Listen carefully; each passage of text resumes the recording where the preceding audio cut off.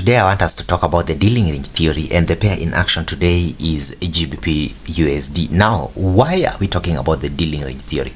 Now, if we talk about the dealing range theory, we are trying to talk about the dealing range theory whenever we see market has moved impulsively. Like for example, in this case here, we saw this market pushing down impulsively from the other week there. Now, when the market pushes down impulsively from the other week there, you'll find out that people start tensing that where should I be taking the trade. Sometimes you will find somebody marking this is the order block here, which is happening here.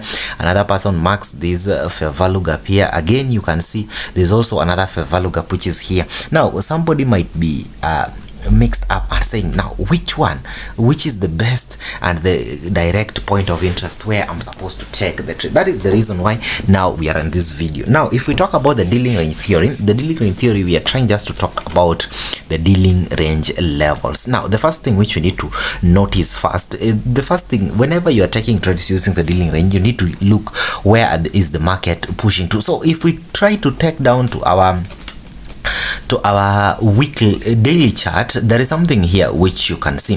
The simple thing which you can see here is the market is on a downtrend. Now when the market is on a downtrend, of course, whenever you're using even your dealing range charts, you want to see the market doing what? You want to see where you want to sell from. Now that is why now we are pushing and trying to use this dealing range theory. Your main goal and main aim is that you want to look at the level where you will sell. Will it be this gap here, this one, or this order block here? Now that is the reason why now we are having this dealing range theory. Now this dealing range will just help us try to know how much the market will pull back before doing what? Before selling down. Now let's start again. Now let's start this. So the main aim or the main level where the market pushed, we can see that market pushed from this low to this low. So if you're somebody who trades the dealing ranges, you need to understand, you need to mark your dealing ranges. So from example here, this was my dealing range high. I can mark this one as my dealing range high and mark this low here as my what? As my dealing range low. Now where am I a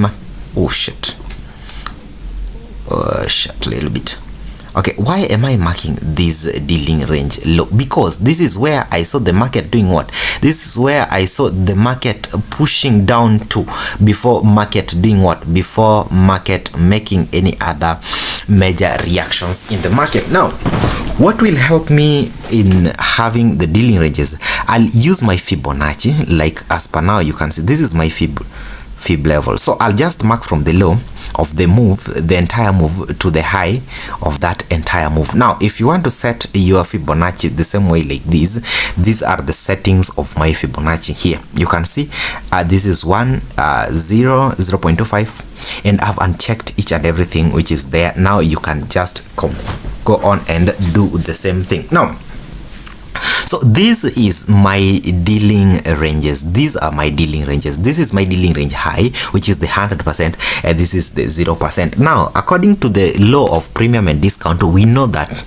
below the 50%, that is the discount area, and that is where you might need or you want to buy from, and above the 50%, that is the premium area where you want to sell from. Now if any case, because we've seen this market is trying to push down, if any case you want to buy, it simply means that you are buying what? You are buying a retracement. Now that is another case. Now if any case you wanted to buy back the retracement, what will you have done? Now because this is Gbpusd and we saw this market falling down there, you can't just start making your mind of trying to buy or do anything. You need to look at where was this market reacting and why was this market reacting there. So the first thing which you can do, you can even mark just the low and the higher and low of these of your what? Of the wicks of the candle which got rejected from there. Now after doing that, the next thing which you will do, you will need to pull this to the what, to the left side. What is the essence of pulling this to the left side? I'm just pulling this one to the left side because I want to look at why did this market decide to make a bend here. Now let's say that this market pushed from this level up to this level, then I saw this market trying to do this. I'll be so interested to know why did this market react here. Now if I pull this to the left side, I come and realize that there was an order block here. Now automatically this order block becomes my key level, or also automatically known as a what, a point of interest. Now if this market has come here and I saw this market getting rejected here, and as a result of this rejection, there is something which I can just clearly see. As a result of that rejection, I saw this market doing what? It swept liquidity below this other candle. So this was the first candle which reached this order block, as you can see here. And the same thing, the second thing which happened here, I saw this market sweeping liquidity below it. Now this is where my dealing ranges come. Now I have the 0%, 25%, 50%, 75%, and 100%. And my goal is I want to see the market reacting on each and every of these levels. So the first reaction which I see happening here is, the first thing I see this market pushing aggressively on top of the 25% dealing range level. And at this 25% dealing range level, there is one of the institutional reference points which has been left, which is a what? Which is a fair value gap, as you can see.